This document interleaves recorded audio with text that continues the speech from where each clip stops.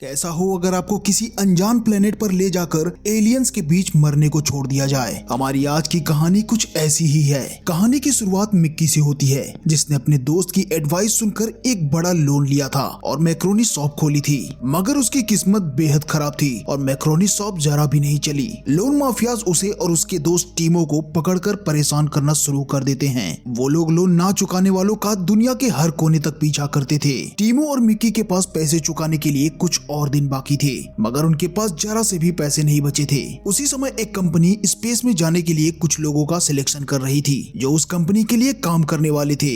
टीमो और मिकी दोनों की कोई फैमिली नहीं थी, इसीलिए वो लोग धरती को छोड़कर भागने का फैसला करते हैं। उनके ही तरह वहाँ कई और लोग भी थे जो उस कंपनी के स्पेस मिशन का हिस्सा बनना चाहते थे। टीमो किसी तरह अपने पायलट लर्निंग लाइसेंस का इस्तेमाल करके सिलेक्ट हो जाता है, मगर मिक्की को सिलेक्ट होने के लिए एक खतरनाक कैटेगरी चुननी पड़ती है जिसमें उससे पहले और किसी ने भी अप्लाई नहीं किया था। वो कैटेगरी थी एक्सपेंडेबल। मिक्की ने पॉलिसीज को जरा भी नहीं पढ़ा, वो बस किसी तरह सिलेक्ट होना चाहता था, इसीलिए उसने इस कैटेगरी में अप्लाई किया था। उसके फॉर्म सबमिट करते ही वहाँ बैठी एक स्टाफ कॉल लगा देती है और एक लेडी वहाँ से मिक्की को ले जाने आती है। वो लेडी मिक्की को स्पेसशिप के अंदर ले जाती है, जहाँ वो मिक्की को एक मशीन दिखाती है। ये कोई मामूली मशीन बिल्कुल भी नहीं थी। इस मशीन से इंसानी शरीर को प्रिंट किया जा सकता था। उस मशीन के नीचे एक ऐसा गड्ढा था जिसमें स्पेसशिप की तरह ही कचरे को फेंका जाता था, जैसे कि ह्यूमन वेस्ट, चिकन बोन और भी बहुत कुछ। ये मशीन सारे वेस्ट को रिसाइकल करके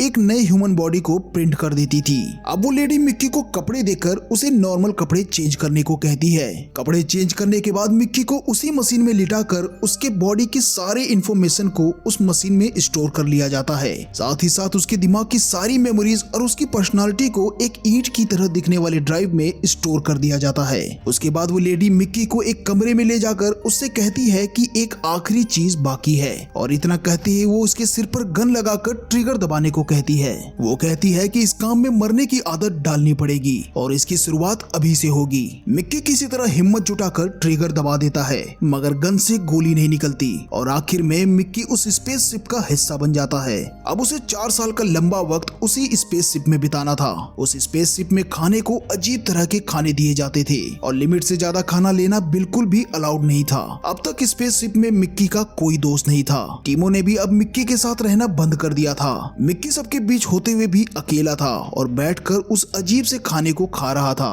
उस जगह पर बड़ी शांति थी, लेकिन तभी वहाँ मार्शल, जो कि स्पेसशिप का लीडर था और पूरा प्रोजेक्ट उसी के पैसे पे चल रहा था, अपनी पत्नी याल्फा के साथ उस कमरे में आता है। सभी लोग तालियां बजाने लगते हैं और उसे चीयर करने लगते हैं। मिक्की ये सब देख ही रहा था कि उसकी नजर एक लड़की नासा पर पड़ती है। नासा मिक्की को उसके पास आकर बैठने का इशारा करती है। मिक्की उसके पास जाकर बैठ जाता है, जहां उसकी नासा से अच्छी दोस्ती हो जाती है। मार्शल कुछ देर तक वहां स्पीच देता है और शिप के रूल्स और रेगुलेशन के बारे में सभी को समझाता है। अब मिक्की अपना ज्यादातर समय नासा के साथ बिताता था, मगर जब नासा अपने काम में बिजी होती थी तब मिक्की फिर से अकेला पड़ जाता था और कई बार शिप के दूसरे लोग उसका मजाक भी उड़ाया करते थे, क्योंकि उस पर कई अजीब अजीब एक्सपेरिमेंट्स किए जाते थे और मरने के बाद उसे फिर से रिप्रिंट कर दिया जाता था। कई बार इसी कारण से नासा और मिक्की की दूसरे लोगों से लड़ाइयाँ हो जाती थी। उसी वक्त एक और लड़की जिसका नाम काय था, वो मिक्की से दोस्ती करना चाहती थी। अब तक मिक्की 9 बार मरकर वापस रिप्रिंट हो चुका था। उनका स्पेसशिप अब एक नए प्लेनेट पर लैंड करता है, जहाँ हर तरफ सिर्फ और सिर्फ बर्फ ही थी। अब वो लोग उस नए प्लेनेट पर सबसे पहले मिक्की को भेजते हैं ताकि उस प्लेनेट की हवा में मौजूद किसी भी वायरस या बीमारी का पता लगाया जा सके। शिप पर वापस आते ही उसे खून की उल्टियां होती हैं। वायरस का इलाज ढूंढते ढूंढते वो लोग कई बार मिक्की को मारकर वापस रिप्रिंट करते हैं। आखिरकार उन्हें उस वायरस का एंटीडोट मिल जाता है और अब तक मिक्की 16 बार मर चुका था। इस बार मिक्की 17 और 3 लोगों को उस प्लेनेट के बारे में और जानकारी इकट्ठा करने के लिए भेजा जाता है। वो लोग वहाँ कुछ बर्फीली गुफाओं में जाते हैं, जहाँ कुछ अजीब से दिखने वाले क्रीपर्स उन पर हमला कर देते हैं। उनसे बचाव के लिए जब वो लोग गोलियां चलाते हैं तब गोलियों से बर्फ टूटकर उनमें से एक लड़की की जान ले लेती है। मार्शल इसका सारा दोस्त मिक्की को देता है और उसे बहुत कुछ सुनाता है।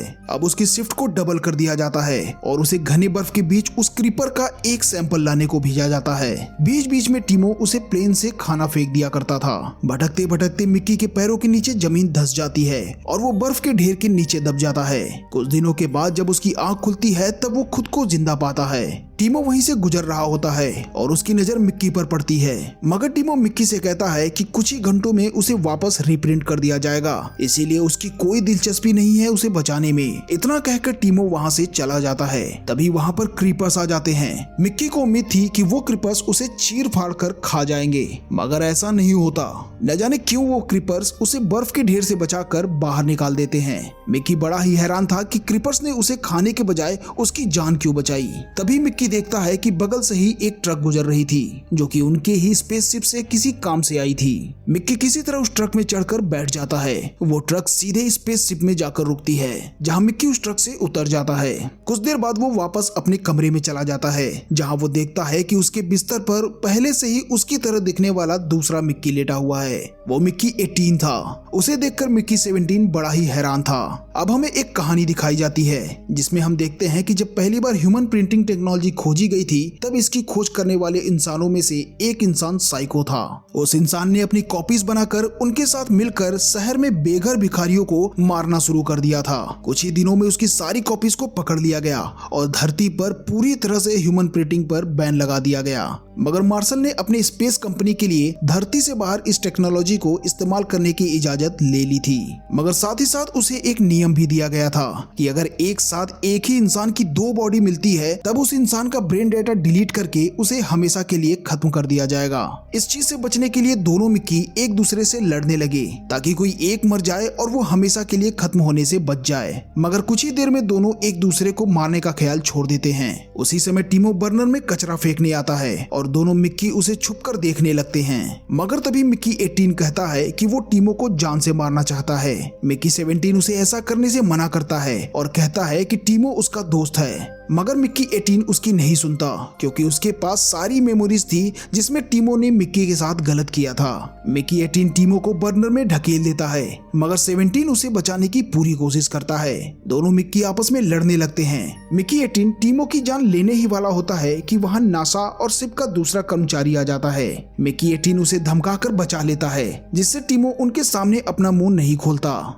वहीं मिक्की 17 वहां पड़े सामानों के पीछे छुपकर सब कुछ देख रहा होता है। मिक्की 18 और 17 के बर्ताव में थोड़ा बहुत फर्क आ गया था। मिक्की 18 बड़ा ही रंगीन मिजाज का था और नासा से कुछ ज्यादा ही चिपक रहा था। ये बात 17 को हजम नहीं होती। मिक्की उन्हें छुप छुप कर देख ही रहा होता है कि तभी वहां पर मार्शल के कुछ खास लोग आ जाते हैं और उसे बताते हैं कि मार्शल ने आज उसे शाम को डिनर ऑफर किया है। वो लोग उसे मार्शल के पास ले जाते हैं, जहाँ कई दिनों से भूखा मिक्की बेताबी से खाना खाने लगता है। उसी समय वहाँ काय नाम की लड़की भी आ जाती है, जिसे मार्शल ने मिक्की के साथ डिनर पर बुलाया था। काय बिल्कुल फिट थी, उसके जेनेटिक्स बहुत ही अच्छे थे, इसीलिए मार्शल उसके जेनेटिक्स चाहता था ताकि वो इस प्लेनेट पर ह्यूमन पॉपुलेशन को बढ़ावा दे सके। डिनर पर वो लोग उस लड़की को याद करते हैं जिसकी जान बर्फ के नीचे दबकर चली गई थी। इतने में ही मिक्की उल्टियां करने लगता है। शिप में बायो डिपार्टमेंट वाले लोग वहां आते हैं। तब उनमें से एक बताता है कि ये एक ग्रोथ हार्मोन का साइड इफेक्ट है, जो उसने आर्टिफिशियल मीट में डाला था। मिक्की ने वो मीट बहुत खा लिया था, जिसके कारण उसकी तबीयत बेहद खराब हो चुकी थी। तभी वो लोग अपना बनाया हुआ एक नया पेन किलर मिक्की पर ट्राई करते हैं, मगर उससे मिक्की की हालत और भी ज्यादा खराब होने लगती है। मार्शल अपना गन निकालकर उसे शूट करने वाला होता है ताकि वो दोबारा रीप्रिंट हो सके और उसका दर्द खत्म हो सके, मगर तभी काय उसे रोक लेती है। उसे अब उल्टियां होनी बंद हो जाती हैं और काय उसे अपने कमरे में ले जाती है और उसे एक सॉल्यूशन पीने को देती है।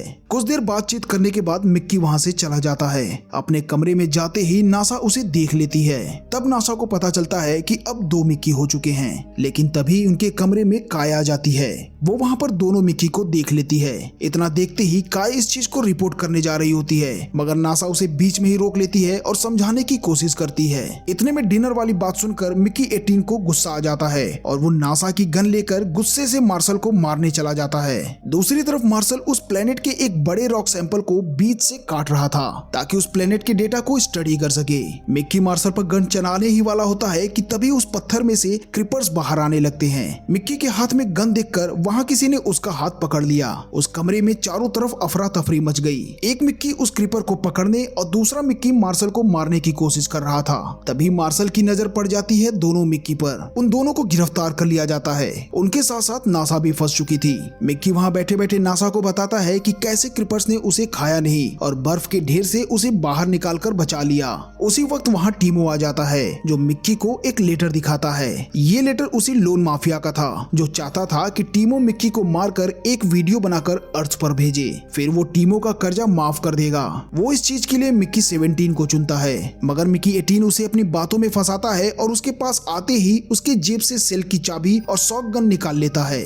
नासा सेल से बाहर आ जाती है और आरी से टीमो को मारने ही वाली होती है कि तभी वहां शिप के दूसरे लोग आ जाते हैं। अब अगली सुबह वो लोग देखते हैं कि शिप के बाहर सारे क्रीपर्स सर्कल बनाकर हमले की तैयारी कर रहे होते हैं, क्योंकि शिप पर उन लोगों ने उनके बच्चे को मार डाला था और मार्शल की वाइफ उनके बचे हुए बच्चे को लगातार टॉर्चर किए जा रही थी। मार्शल आकर मिक्की 18 के चेहरे पर निशान बना देता है और साथ ही साथ उनकी सारी मेमोरीज भी डिलीट करवा देता है। अब उनके मर जाने के बाद वो दोबारा वापस नहीं आ सकते थे। नासा उन दोनों को डिफेंड करने की कोशिश करती है, मगर इसका कोई फायदा नहीं होता। मार्शल उन क्रीपर्स पर हमला करने की तैयारी में था, मगर सभी उसे ऐसा करने से मना कर रहे थे। नासा गुस्से में आकर मार्शल को काफी सुना देती है, मगर मार्शल उस क्रीपर को बर्नर से टांग कर नासा के मुंह में रस्सी पकड़ा देता है। मार्शल अब दोनों मिक्की में बम फिट कर देता है और उसका रिमोट अपने हाथ पर लगा लेता है। वो उन्हें क्रीपर से लड़ने के लिए भेजता है और कहता है कि जो ज्यादा क्रीपर को मारेगा वही जिंदा रहेगा, दूसरा मार दिया जाएगा। अब उन्हें शिप से उतार दिया जाता है। तभी वहाँ बायो टीम से एक लड़की आकर उन्हें एक ट्रांसलेटर देती है, जो काफी हद तक उन क्रीपर्स के एक्शन और आवाजों को समझा सकता था। अब मिक्की 17 और 18 दोनों उन क्रीपर के बीच जाकर सबसे बड़े क्रीपर, जो शायद सभी की मदर थी, उससे बात करने की कोशिश करता है। वो कहती है कि जब उसने मिक्की की जान बचाई तो फिर उन लोगों ने उसके बच्चे की जान क्यों ली। अगर उन्होंने उसके एक और बच्चे को मारा तो वो एक ऐसी साउंड निकालेंगे जिसे सुनकर सारे इंसानों की ब्रेन फट जाएगी और सभी के सभी मारे जाएंगे। मिक्की उस कैमरे की तरफ इशारा करता है जिससे वो लोग उस पर नजर रख रहे थे। इस इशारे का मतलब नासा समझ जाती है। अब उसे बर्नर के ऊपर टंगे क्रीपर को सही सलामत वहां से ले जाना होगा, मगर क्रीपर मिक्की से कहती है कि केवल उस बच्चे को लाने से काम नहीं चलेगा, उन्हें सभी इंसानों में से किसी एक इंसान को मारना होगा, क्योंकि उन्होंने अपना एक बच्चा खोया है। अब मार्शल उन पर एक जहरीली गैस से हमला करने वाला था और इसके लिए वो ट्रक्स और आर्म्स के साथ स्पेसशिप से बाहर निकल चुका था। वहीं नासा ने किसी तरह मार्शल की वाइफ को पैरों में जकड़कर उसकी जान के बदले उस क्रीपर को बचा लेती है। अब स्पेसशिप वाले भी मार्शल और उसकी पत्नी के खिलाफ हो चुके थे। इधर मार्शल उन पर हमला करने का सोच ही रहा था कि तभी सारे क्रीपर्स मेन क्रीपर को ढकने लगते हैं और उसे बचाने लगते हैं। मार्शल पूरी तरह से कंफ्यूज हो चुका था। नासा किसी तरह उस बच्चे को सेफली उसके मां तक पहुंचा देती है। दूसरी तरफ मिक्की 18 मार्शल पर अटैक कर देता है और उसके हाथ में बंधे रिमोट में 18 वाला बटन दबा देता है, जिससे एक बड़ा धमाका होता है और दोनों उस बम धमाके में मारे जाते हैं। इसके बाद 6 महीने बीत जाते हैं और अब लीडर नासा को बना दिया जाता है। वो लोग ह्यूमन प्रिंटर्स को हमेशा के लिए खत्म कर देते हैं और सारी लड़ाइयां खत्म हो जाती हैं। टीमों पर कई दिनों के बाद लोन माफिया का आदमी आकर हमला कर देता है, मगर टीमो किसी तरह उसे बर्नर में धकेल कर अपनी जान बचा लेता है और इसके साथ ही ये बेहतरीन मूवी यहीं पर खत्म हो जाती है।